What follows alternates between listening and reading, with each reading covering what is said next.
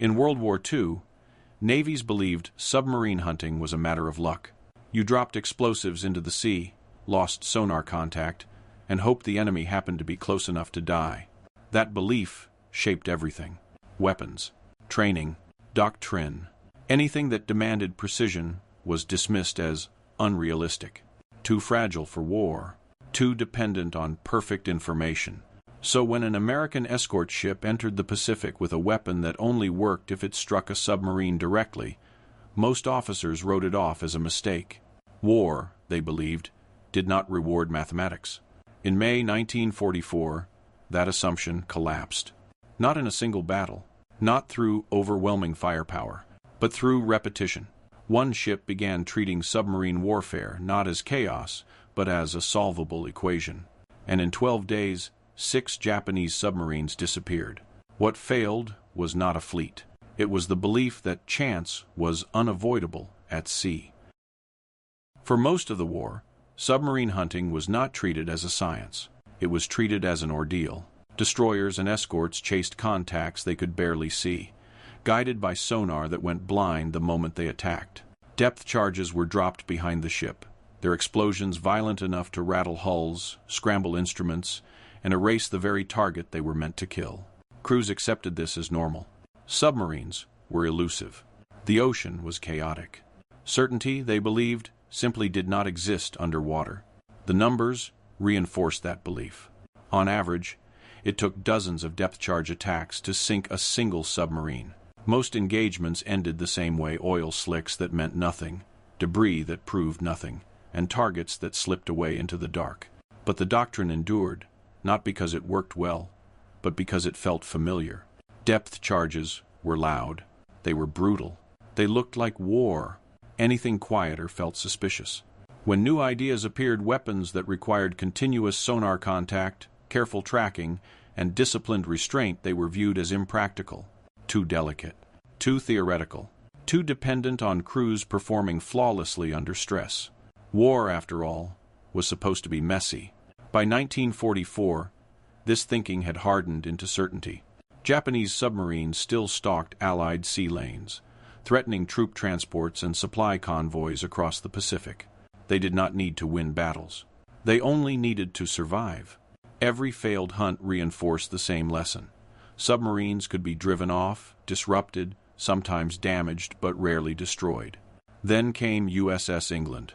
She was not a battleship, not a fleet carrier. She was a Buckley-class destroyer escort, built for convoy duty, not glory. And yet, unlike most ships, England carried a weapon few trusted: the Hedgehog. It did not explode on a timer. It did not blanket the ocean with force. It launched a tight pattern of projectiles ahead of the ship, and did nothing unless one of them struck steel. No explosion meant a miss. No shockwave meant sonar stayed clear. On paper, it promised something radical: certainty. But certainty came at a cost. The Hedgehog demanded discipline. Crews had to track a submarine continuously. They had to calculate where it would be, not where it was. They had to wait through long, silent seconds after firing, listening for proof instead of feeling it. Many captains hated that silence. Without explosions, there was no reassurance, no sense of action, only data. So the Hedgehog remained a novelty, installed, ignored, until May 1944.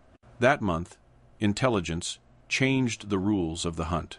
American codebreakers had cracked Japanese naval communications, revealing submarine patrol lines meant to screen key approaches in the Pacific. For once, the enemy's movements were not a mystery. What remained uncertain was whether the Navy's beliefs could survive contact with that clarity. USS England was about to find out, not by breaking doctrine loudly, but by quietly proving it wrong. The Hedgehog did not look like a weapon meant to win a war. Mounted on the bow of a destroyer escort, it resembled a metal lattice crowded with short barrels, angled awkwardly toward the sea. It lacked the brute simplicity of depth charges. No rolling thunder, no towering plumes of water. To many officers it looked unfinished, experimental, almost timid. Its concept challenged everything submarine hunters believed. Instead of flooding an area with force, The Hedgehog fired 24 small projectiles in a tight circular pattern, landing hundreds of yards ahead of the ship. Each projectile carried a contact fuse. No timer, no depth setting. They only exploded if they struck the steel hull of a submarine. That condition alone made most captains uneasy. Depth charges, for all their inefficiency, offered reassurance. They always exploded. They always felt decisive. The Hedgehog offered nothing unless it was perfect. Miss. And the ocean remained silent. To traditionalists, that silence was intolerable. Silence meant doubt. Doubt meant hesitation. And hesitation, they believed, got ships killed. The weapon also demanded a discipline most crews were not trained for. Sonar contact could not be lost. The ship had to maintain steady tracking, calculate speed, turning radius, and depth, all while the submarine below twisted, dove, and slowed in an attempt to escape. After firing, the crew could not maneuver violently. They had to wait. Seconds passed, then more seconds. Only then would the verdict arrive, either the dull, unmistakable thump of steel being struck, or nothing at all. Many captains preferred explosions they could feel. The Navy's own evaluations reflected this skepticism. The Hedgehog was acknowledged as promising, but unproven. A specialist's tool, useful in theory, not something to trust with lives. And so it developed a reputation. It was the weapon for officers who liked numbers too much, for tacticians who believed war could be reduced to calculations, for men who forgot that fear, exhaustion, and chaos ruled the ocean. In wardrooms, it earned a quiet nickname, a gimmick. USS England carried that gimmick, not because she was special, but because she was available. Destroyer escorts were workhorses built quickly, cheaply, and in large numbers.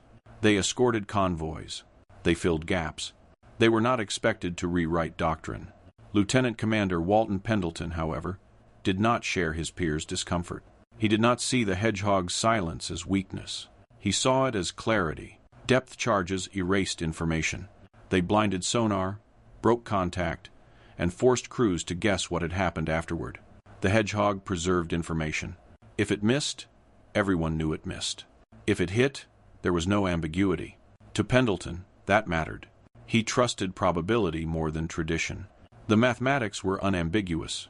Given proper tracking, the Hedgehog offered a dramatically higher chance of kill per attack than depth charges ever had. But believing numbers was easy on paper. Trusting them at sea was different. A captain had to commit to a weapon that offered no emotional feedback, no reassurance, only delayed proof. And in war, delayed proof felt dangerously close to failure. Most officers avoided that discomfort by falling back on habit. They dropped depth charges. They drove submarines away. They survived. That was enough. Until intelligence changed the equation. In early May 1944, decrypted Japanese communications revealed something unprecedented.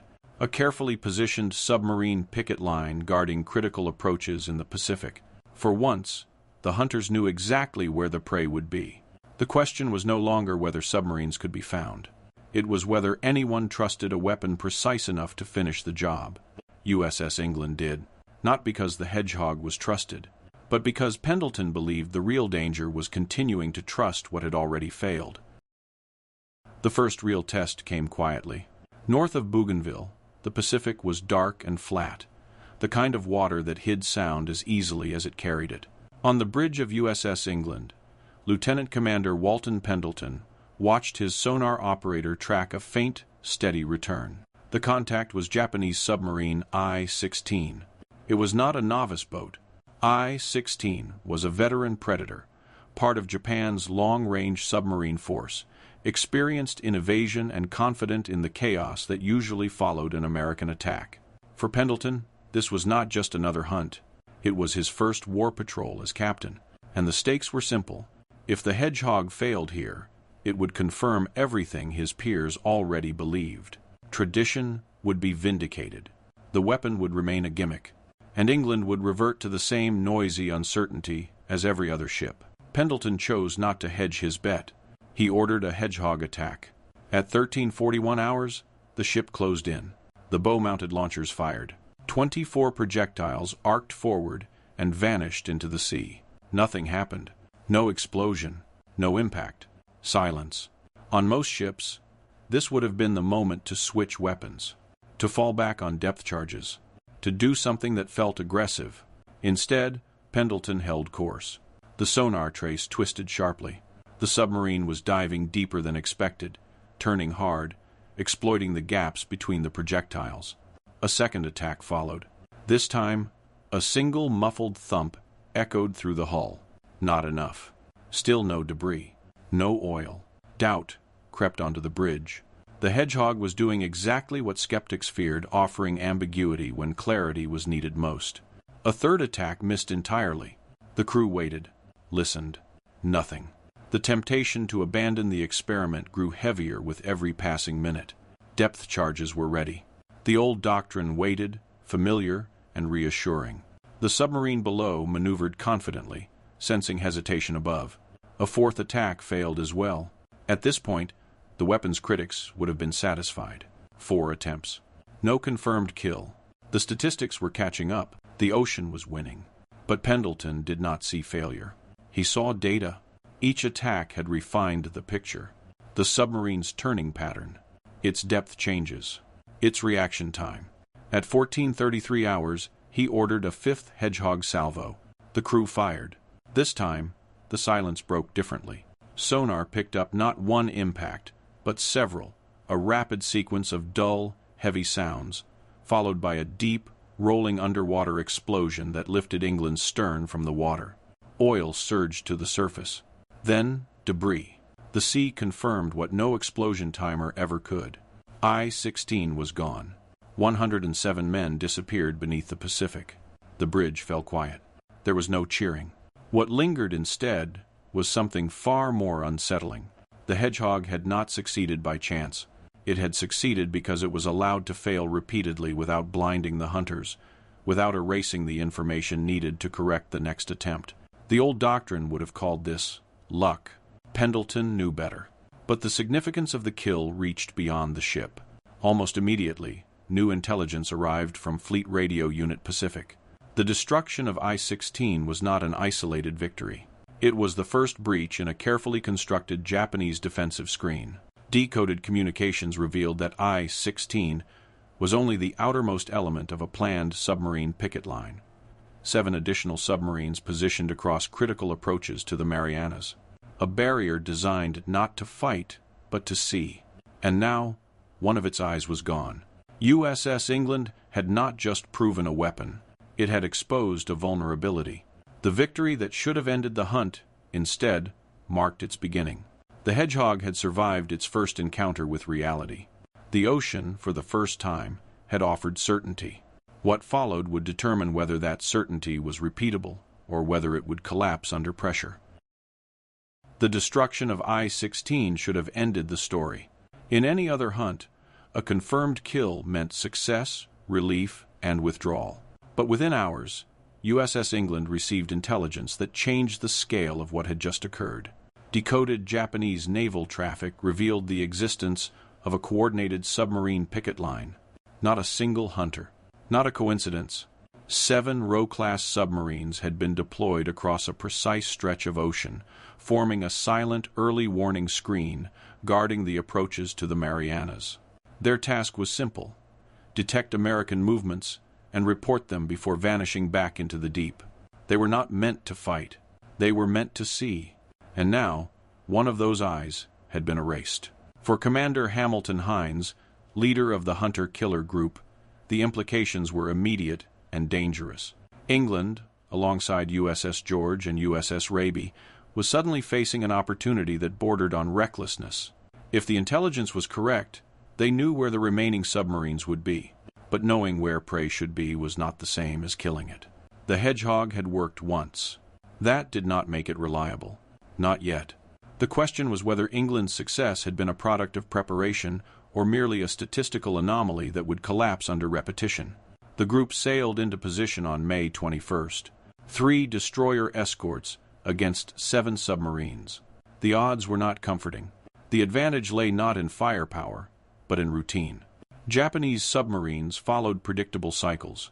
They surfaced at night to recharge batteries. They submerged at dawn. They moved slowly, conserving power, trusting silence more than speed. That predictability had protected them for years. Now, it exposed them. Just after 3 a.m. On May 22nd, radar aboard USS George detected a contact on the surface. Reshaped. The submarine reacted instantly, diving hard as soon as it realized it had been seen. George attacked first. The hedgehog pattern splashed down. No explosions. A miss. The old tension returned immediately. One failed attack was normal. 2 were expected. England took over the hunt. Pendleton's crew regained sonar contact, tracking the submarine through tight turns and sudden depth changes. The RO-106 commander was skilled, attempting to exploit the same uncertainty that had saved countless submarines before. But this time, the uncertainty did not belong to the hunters. England fired. The result was unmistakable. A sequence of underwater detonations rolled through the sea, followed by the familiar rise of oil and debris. RO-106 was gone. Kill number 2. At Japanese headquarters, the silence from RO-106 was noted but dismissed. Radio failure. Mechanical trouble. Bad luck. No alarms were raised. No patterns suspected. The Americans moved on. With each encounter, something subtle changed aboard USS England. The Hedgehog was no longer being tested. It was being applied. Sonar operators refined their tracking techniques, learning to filter background noise from meaningful returns. Fire control teams adjusted firing solutions based on observed delays between launch and impact. Every engagement became a data point. By the third contact, RO-104, the process revealed a deeper truth. RO-104 was elusive. USS Raby attacked first. 4 full Hedgehog salvos. All missed. USS George followed. 3 more patterns. Still nothing. The submarine danced through the ocean, exploiting timing and distance, slipping between predicted positions just seconds before impact. Frustration mounted. Hedgehog ammunition was not unlimited. Each failed attack consumed resources and revealed tactics. For a moment, it seemed the critics had been right. Then, Hines made a decision. Over the radio, he issued a short, unscripted order. Go ahead, England. Dock he. Was repros dock he. The words carried more weight than they appeared to. They marked the first time in the patrol that one ship was implicitly trusted over the others. England attacked. The first salvo missed. The second did not. At 8:34 hours, the corrected firing solution struck with brutal precision. The sonar room recorded violent detonations, followed by the unmistakable sound of a submarine breaking apart under pressure. RO-104 became the third confirmed kill. This was no longer coincidence. The Hedgehog was not outperforming depth charges by luck. It was outperforming them because it preserved information. While other ships disrupted their own tracking with explosions, England maintained continuous contact, allowing each failure to refine the next attempt. The weapon did not reward aggression. It rewarded restraint. The pattern repeated with RO-116 on May 24th. This time, the submarine's commander attempted a new tactic. Instead of diving deep, he stayed shallow, making violent turns, betting that the Americans were still aiming for depth. Pendleton's team adjusted instantly. They recalculated. They fired. The impacts were solid but muted armor-piercing strikes rather than massive blasts. Water did the rest.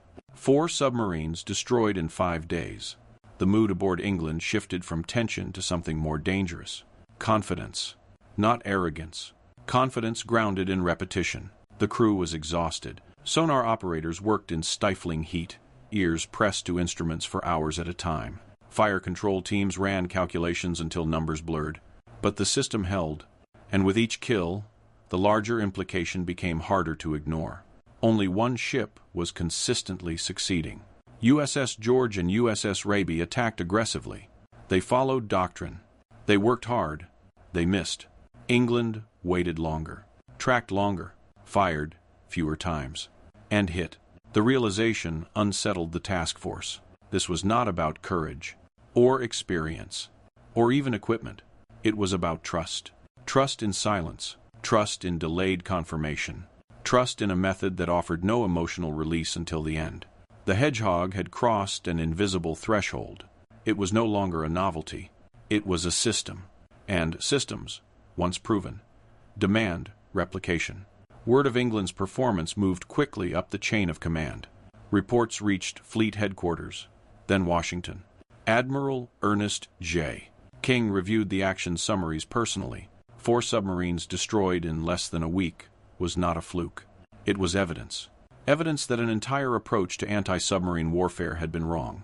King's response was brief and uncharacteristically emphatic. There will always be an England in the United States Navy. If you have a grand. The phrase became legend almost instantly. But legends have consequences. England's success had made her visible. And visibility, in war, attracts caution. Higher command began to view the ship not as a hunter, but as an asset too valuable to risk. Orders were drafted to remove England from the patrol and reassign her to carrier escort duty. A safer role, a logical role, and one that threatened to end the hunt before it was finished. 3 submarines still remained on the picket line. The system had proven itself. The question now was whether it would be allowed to complete its work. By the end of May 1944, the hunt had changed character.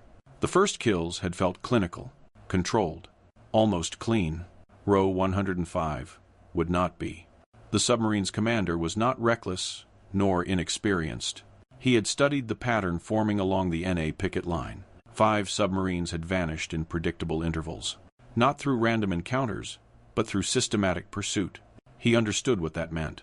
This was no longer a normal anti-submarine patrol. Something new was happening above him. When radar contact was briefly made late on May 30th, Row 105 reacted instantly. But instead of diving and maneuvering as his predecessors had, the commander chose disappearance. He ordered a deep descent, 400 feet, then silence. Engines stopped, pumps shut down, propellers locked. Inside the submarine, men froze in place. No movement, no sound. The ocean swallowed the contact. Aboard USS England, sonar operators listened into a void. The water returned only ghostly echoes, reflections without substance. No clear target. No reliable bearing. For the first time in days, the system stalled. Commander Pendleton faced a decision with no comfortable answer. Fire blindly and risk wasting precious Hedgehog ammunition. Or wait. Waiting carried its own danger. A silent submarine could reposition without detection, drifting with currents, altering the geometry of the hunt. Every minute that passed increased uncertainty. But Pendleton chose patience. He ordered the ship to circle slowly, maintaining a cautious perimeter. Hours passed. Inside RO 105, conditions deteriorated. Carbon dioxide levels rose steadily. Air grew stale, heavy, metallic. Battery power dwindled. Every calculation mattered. The Japanese commander understood the gamble he had taken. He was trading detection for endurance. Time for survival. But endurance had limits. Above him, the Americans waited. The hunt was no longer a contest of weapons. It was a contest of nerves. For nearly 4 hours, neither side moved. Then, at approximately 2:30 on May 31st, Row 105 was forced to act. The submarine had to run its electric motors, only briefly, only enough to maintain control. But the sound, faint as it was, betrayed him. On England, sonar operators caught the whisper. Contact regained. The hunt resumed. But the submarine was no longer where it was expected to be.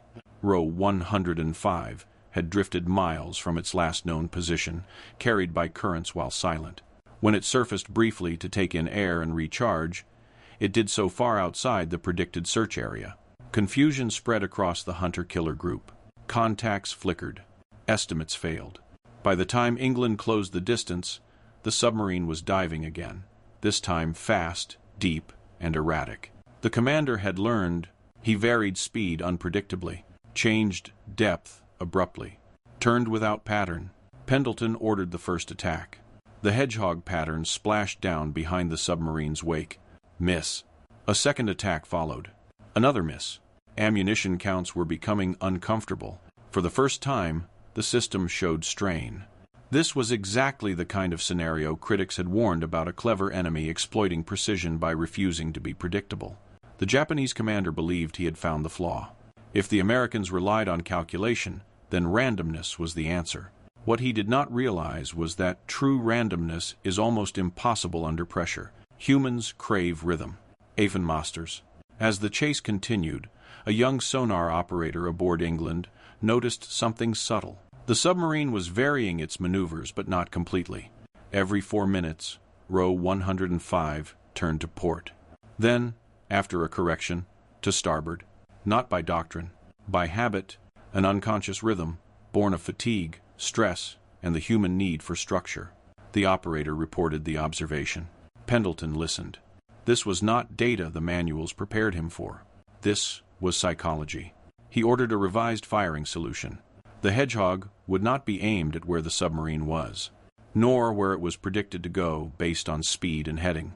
It would be aimed at where the commander's habit would carry him next. The third salvo fired. The wait felt longer than before.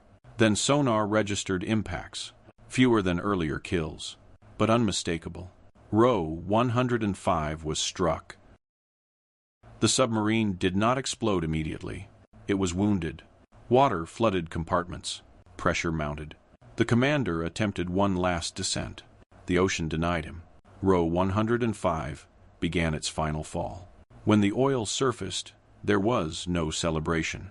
The sixth kill had been the hardest earned, not because the weapon had failed, but because the enemy had adapted. What ended the hunt was not superior force, but the recognition that even adaptation has limits. USS England had not defeated row 105 by overpowering it. It had defeated it by understanding the mind inside the hull. 6 submarines destroyed in 12 days. The record was unprecedented, but the victory came with consequences. The crew of England was exhausted beyond measure. Sonar operators slept beside their stations. Fire control teams worked on muscle memory alone. And the ship itself had become something else. A symbol. Word of the kill reached headquarters almost immediately. Admiral Ernest J. King's earlier statement, "There will always be an England in the United States Navy," now carried uncomfortable weight. England was no longer just a destroyer escort. She was proof. Proof that an entire approach to warfare had been wrong. And proof, in war, demands protection. Orders arrived shortly after. USS England was to be withdrawn from the hunt and reassigned to carrier escort duty. A rational decision. An infuriating one. Commander Hines protested fiercely. 3 submarines had been destroyed under pressure. The remaining ones were compromised, disoriented, and vulnerable. Momentum mattered. Doctrine was being rewritten in real time. But higher command saw something else. Risk. England had become too valuable to lose. After tense deliberation, a compromise was reached. One final patrol. One last chance to finish what had begun. The hunter-killer group pressed on, but the rhythm had shifted. The system had been pushed to its limits, and beyond the next horizon lay consequences no calculation could fully contain. The patrol ended, but the consequences did not.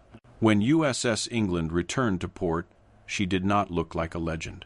There were no banners, no speeches, no sense of triumph, only exhaustion. The crew stepped ashore hollow-eyed, their routines still locked in the rhythm of sonar pings and firing solutions. For them, the hunt had been immediate, physical, and consuming. For the Navy, it was something else entirely. It was a problem. 6 submarines destroyed in 12 days was not merely impressive. It was disruptive. The numbers alone were unsettling. Roughly 15 Hedgehog attacks, 6 confirmed kills, a success rate approaching 40%. Compared to depth charges, with kill rates barely exceeding 1%, the implication was unavoidable. This was not an improvement. It was an indictment. For years, anti-submarine warfare had been treated as a war of attrition. Drive submarines away. Protect convoys. Accept losses as the cost of doing business at sea. Now, one ship had demonstrated that submarines did not have to be chased endlessly. They could be eliminated. That realization spread quickly. Action reports from England were copied, analyzed, and circulated across fleet commands. Not as inspirational reading, but as technical documents. Every attack was broken down. Timing, distance, bearing changes, human error. Naval statisticians pored over the data, stripping away narrative until only probabilities remained. The conclusion was deeply uncomfortable. Depth charges had failed not because they were obsolete, but because they were conceptually wrong. They destroyed information. They rewarded noise. They made precision impossible. The Hedgehog did the opposite. It preserved sonar contact. It punished error instantly. It forced crews to think instead of react. And thinking, the Navy now realized, was not a liability. It was an advantage. Orders followed. Destroyer escort captains were instructed to prioritize Hedgehog attacks whenever possible. Sonar operators were retrained to maintain continuous contact under fire. Fire control teams were drilled in calculated restraint rather than aggressive saturation. The doctrine shifted quietly, without ceremony. There was no declaration that the old methods had failed, but they stopped being taught. The ripple effect extended far beyond the Pacific. In the Atlantic, Allied forces fighting German U-boats had struggled with similar problems. Convoys survived. Submarines escaped. When reports from England reached those theaters, tactics changed almost immediately. Hedgehog-equipped ships saw dramatic increases in kill rates. The mathematics held. What had seemed like an anomaly became a pattern. Submarine warfare, once dominated by uncertainty, began to resemble something closer to controlled attrition. The Axis felt the change before they understood it. German and Japanese submarines alike began disappearing at rates that no longer matched previous experience. Radio silence, once a shield, became a liability. Evasion manuals, once reliable, grew obsolete. The ocean was no longer forgiving mistakes. Yet, even as the Hedgehog reshaped the war, USS England herself was removed from its center. Her reputation had become a burden. To fleet planners, England was no longer expendable. She was proof of concept. And proof, once established, must be protected. Assigned to carrier escort duty, England spent the remainder of her war shielding assets deemed more valuable than the hunters themselves. It was a bitter irony. The ship that had rewritten anti-submarine warfare was no longer allowed to practice it. For Pendleton and his crew, the transition was jarring. Carrier escort was routine, predictable. There were no calculations to solve, no patterns to decipher, only vigilance. The war moved on without them, but the system they had proven did not. By late 1944, Hedgehog launchers were standard across Allied destroyer escorts. Training manuals incorporated lessons drawn directly from England's patrol logs. Sonar operators learned to listen for subtle shifts rather than dramatic returns. Captains were taught to tolerate silence, to resist the urge for immediate confirmation. Patience became a skill. The transformation was profound. Submarines, once the unseen predators of the sea, found themselves hunted by ships that no longer needed luck. The Atlantic supply lines stabilized. The Pacific routes grew safer.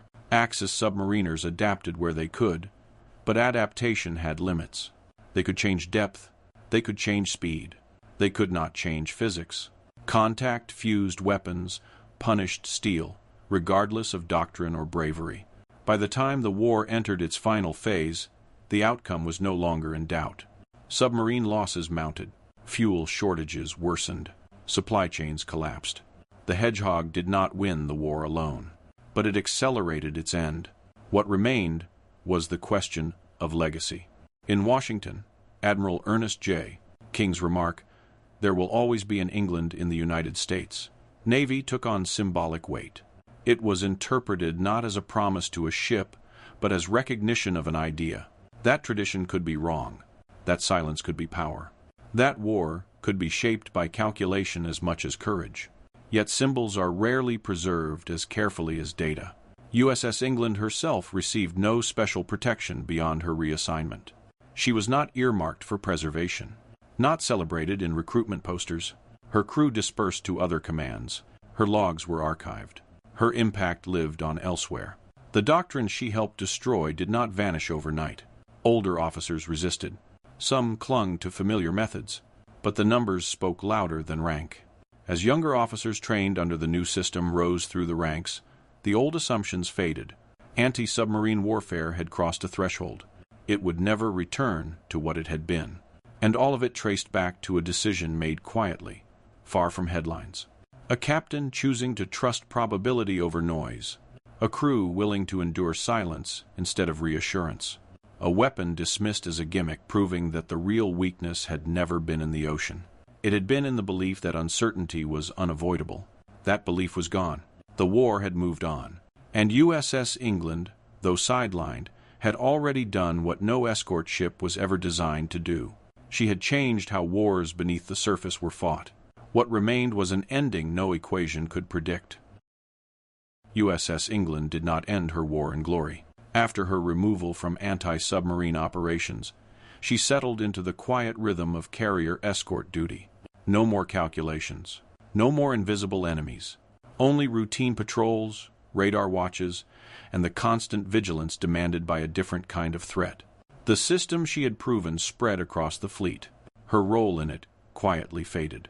England became what she had always been on paper, a destroyer escort, guarding ships that mattered more than she did. Then, on October 31st, 1944, the war found her again. Off Leyte Gulf, as American forces pushed deeper into the Philippines, the sky became the battlefield. Japanese aircraft, once symbols of industrial ambition, now flew missions of desperation. Kamikaze. Weapons that required no calculation, no probability, no refinement, only certainty. A single Japanese plane broke through the defensive screen and dove toward England. There was no evasion, no firing solution. The aircraft struck with brutal precision, its bomb punching into the forward engine room before detonating. In seconds, the ship that had outthought 6 submarines was torn open. Fire raced through compartments. Machinery failed. Men were trapped. 37 sailors were killed. 25 more were wounded. The damage was catastrophic. England did not sink immediately. She survived the attack, broken but afloat, her crew fighting fires and flooding with the same discipline that had once guided Hedgehog salvos. But survival was not enough. When naval engineers surveyed the wreck, their conclusion was cold and final. USS England was not worth repairing. She had been built quickly, cheaply, and for a specific purpose. Her value lay in her function, not her symbolism. The decision was made without ceremony. England was towed away, stripped of anything usable, her guns removed, her equipment salvaged. By 1946, the ship that had rewritten anti-submarine warfare was sold for scrap. Her steel was cut apart, melted down, reused. The metal that once held sonar operators steady through hours of silence was reduced to raw material destined for razor blades, tin cans, and industrial waste. There would be no museum, no preserved hull, no memorial berth. USS England vanished. What survived was paper, action reports, logbooks, tables of numbers. Naval statisticians revisited her patrol with growing fascination. 6 confirmed kills, approximately 15 Hedgehog attacks, a success rate near 40%. Against depth charges, with kill rates barely reaching 1%, the comparison was devastating.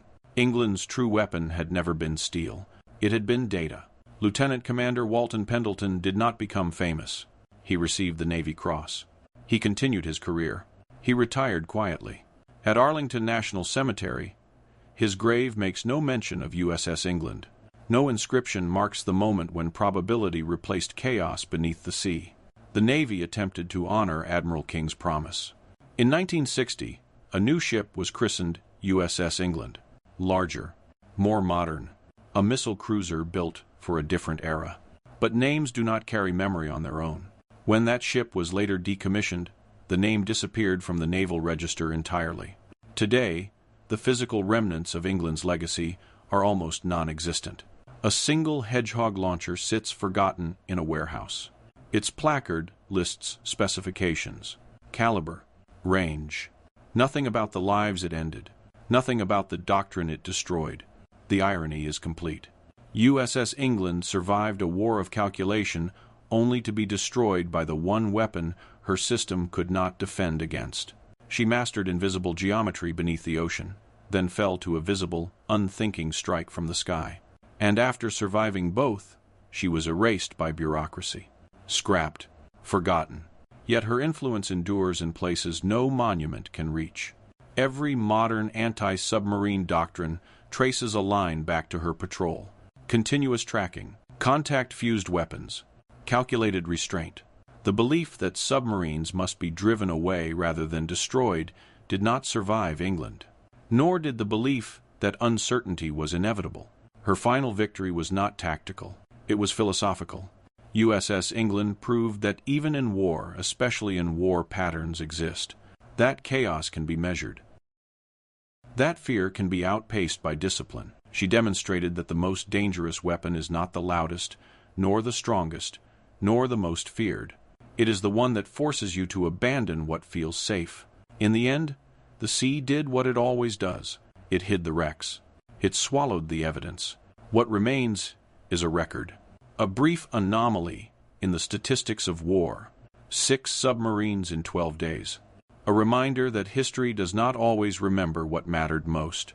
Sometimes, it only preserves the numbers and forgets the ship that made them possible.